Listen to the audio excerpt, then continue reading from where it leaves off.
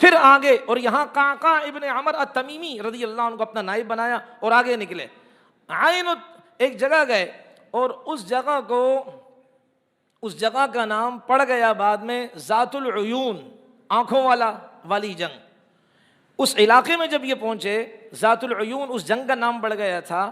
تو جس جگہ جنگ ہوئی، جب اس علاقے میں پہنچے، علاقے والوں کو پتہ چل گیا کہ خالد ابن ولید کا لشکر اب یہاں آنے والا ہے.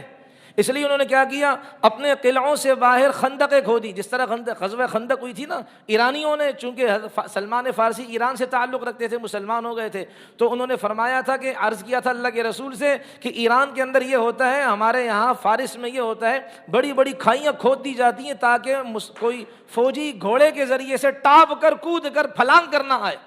تو ایرانیوں کے ہاں تو یہ سسٹم عام تھا، اس لیے وہاں انہوں نے اپنے قلعوں کے باہر خندقیں بڑی بڑی گہری کھودی تھی. اب جب خالد بن ولید آئے رضی اللہ عنہ، دیکھا کہ خندقیں کھدی ہوئی ہیں، اب کریں تو کیا کریں؟ تو اللہ تبارک و تعالیٰ اپنے ساتھیوں کو حکمتیں سجھاتے ہیں. اللہ تعالیٰ ان کے لیے بند دروازوں کو کھولتے ہیں، اللہ ان کے لیے گٹھانوں کو کھولتے ہیں. چنانچہ انہوں نے دیکھا کہ ظاہر بات ہے خندق کھدی ہوئی ہے، اس میں سے کون سا ایسا ٹکڑا ہے جس میں خندق کم کھدی ہوئی ہو، فاصلہ کم ہو. ان کو ایک جگہ نظر آ گئی. انہوں نے فرمایا بھائی لشکر کے اندر جو سب سے کمزور، نحیف، لاغر، کمزور قسم کے اونٹ ہیں، ان کو ذبح کر کے ڈالتے رہو. اب ذبح کیا، ڈالا، او بالکل کیا ہے بھائی، خندق کے سرے پر کیا ہے، وہ اونٹ، وہ جو ذبح شدہ تھے، وہ ان کی لاشیں کیا ہے، وہ اوپر تک آ گئے. اب پل کا کام دینے لگے اور خالد ابن ولید رضی اللہ عنہ وہاں سے گزر گئے. کیا شان و شوکت تھی صحابہ کی. اب انہوں نے قلعے کے اوپر اپنے بہترین تیر انداز رکھے ہوئے تھے، پورا جسم ان کا ڈھکا ہوا تھا. اب تیر مارے تو کہاں مارے؟ تو لہذا خالد ابن ولید کا حکم ہوا، آپ تیر مارے ان کی آنکھوں کا نشانہ لے کر. 1000 تیر پھینکے گئے اور سب کے سب ان کافروں کی جو فوجیں تھیں ان کی آنکھوں میں گئیں. عین عربی میں آنکھ کو کہتے ہیں اور اس کی جمع آتی ہیں عیون. تو یہ اس جنگ کو جنگ عیون کہا جاتا ہے، آنکھوں والی جنگ، کہ اس میں کافروں کی آنکھیں صحابہ کرام نے اور تابعین نے تیر مار مار کر ان کی آنکھیں پھوڑی تھیں. اس لیے اس جنگ کا نام آئندہ سے لے کر تا قیامت یہی پڑ گیا، کتابوں کے اندر یہی لکھا ہوا ہے. اس سے خود سوچے کہ صحابہ کرام رضوان اللہ علیہم اجمعین کے یہاں ٹریننگ کتنی تھی. آنکھ کا نشانہ وہی لے سکتا ہے کہ جو ماہر تیر انداز ہو، نشانہ باز ہو. تو معلوم ہوا کہ صحابہ کرام مدینہ طیبہ کے اندر ٹریننگ کیا کرتے تھے، اسلحے کا استعمال کیا کرتے تھے. تبھی تو دیکھیں بعد میں یہ چیزیں کیا ہے بھائی کام آئی. اور جب دیکھا کہ بھائی منظر ہی کچھ اور ہے تو انہوں نے کہا کہ بھائی ٹھیک ہے، ہمارے اتنے سارے ساتھی کیا ہو گئے، کام آئے مر گئے، ہم آپ سے صلح کرنا چاہتے ہیں. خالد ابن ولید کا خط تو پہلے سے پہنچا، اس نے تو ان کی ٹانگیں ہلائی ہوئی تھی نا. اب جب اس کے بعد خالد ابن ولید خود آئے، اور خالد ابن ولید کا ایک رعب ہوا کرتا تھا، انہوں نے صلح کر دی کہ ہم آپ سے کیا کرتے ہیں بھائی، اتنے مال پر صلح کرنے کو تیار ہیں. اور اسی کے ساتھ یہ بھی معاملہ ہوا کہ وہاں جو عرب تھے، عرب بھی عیسائی تھے، وہاں عربوں کے اندر بھی عیسائی موجود ہیں، یہودی بھی ہیں کچھ اس میں ہوتے ہیں. تو وہاں جو عرب عیسائی تھے فارس کے علاقے کے اندر، اس علاقے میں ذات العیون والی جگہ میں جو عیسائی تھے، تو ان عیسائیوں کو یہ کہا گیا کہ آپ ان عربوں کو جو نبی علیہ الصلوۃ والسلام کے صحابہ ہیں، ان کو عربی لکھنا سکھائیں گے.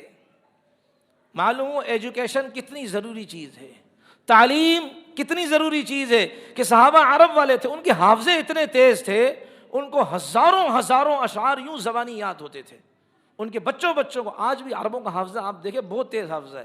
تو ظاہر بات ہے آگے ان کو لکھنے کی ضرورت تھی، اس لیے ان کو کہا گیا کہ بھائی آپ ان عربوں کو سکھائیں گے لکھنا، تاکہ کیا کریں، یہ عربی لکھنا سیکھیں اور آگے کام آئے.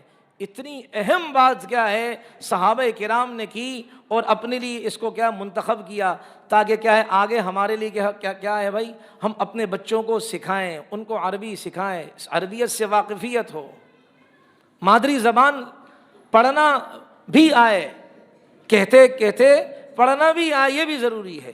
میرے محترم یہاں ایک نکتہ عرض کریں کہ اس لیے ہم اپنی قومی زبان بھی سیکھیں، ہم اپنی مادری زبان بھی سیکھیں.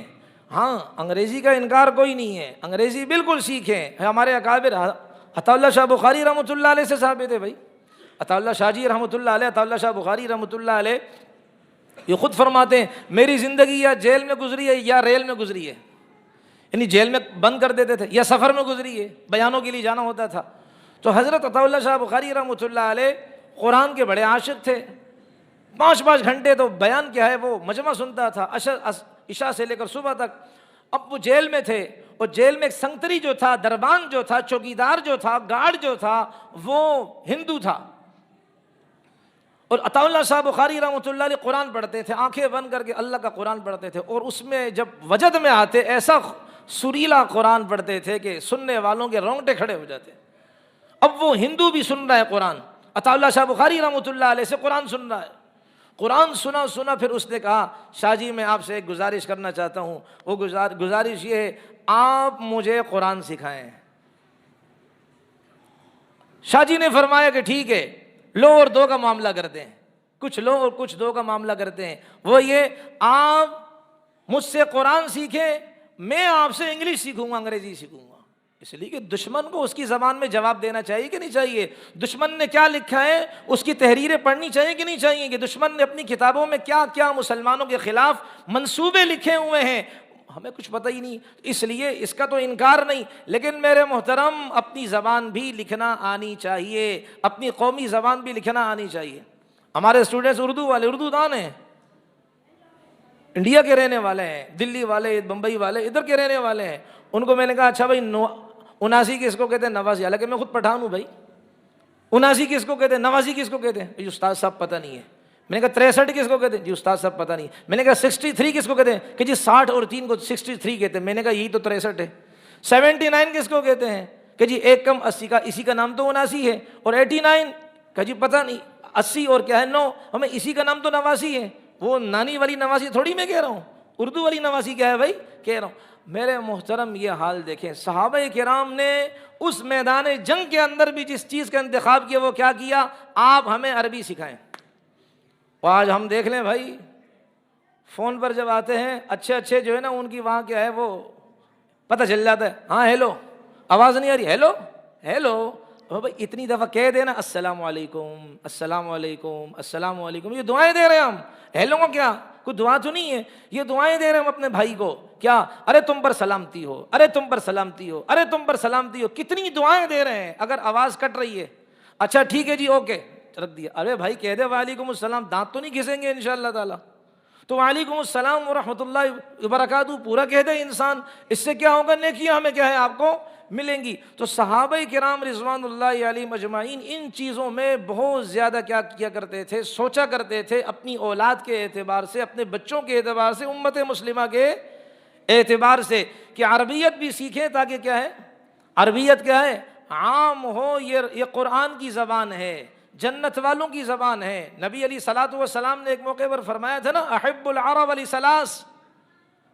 عربوں سے محبت کرو، بھائی اس سے مراد وفادار عرب ہے، اچھا یہودیوں کے ساتھ ساز باز کرنے والے مراد نہیں ہے، کہ جو امت مسلمہ کے عزتوں کے سودے کرے وہ بالکل مراد نہیں ہے، ورنہ نبی علیہ السلام نے جو عیسائی عرب تھے کیوں قتل کرنے کا حکم دیا؟ عربوں کے اندر یہودی بھی تو تھے نا، آپ علیہ السلام کو قتل کرنے کا حکم کیوں دیا؟ کیوں فرمایا؟ میرے کلیجے کو کون ٹھنڈا کرے گا اس منافق اور یہودی کو مار کر، حالانکہ وہ بھی تو عرب تھا، عرب تو ابو جہل بھی تھا۔ نبی علیہ السلام نے کیوں فرمایا ابو جہل یہ موسیٰ علیہ السلام کے زمانے کے فرعون سے، یہ ابو جہل اس زمانے میری امت کا فرعون سب سے بدتر ہے۔ تو رسول اللہ صلی اللہ علیہ وسلم کی اس سے مراد کیا؟ نیک عرب، احب العرب لثلاث، عربوں سے محبت کرو 3 وجوہات سے، لأنی عربی، میں عربی ہوں محمد مصطفیٰ، والقرآن عربی، قرآن عربی زبان میں ہے، ولسان اہل الجنت عربی، اور جنت والوں کی زبان کیا ہوگی بھائی؟ عربی زبان ہوگی۔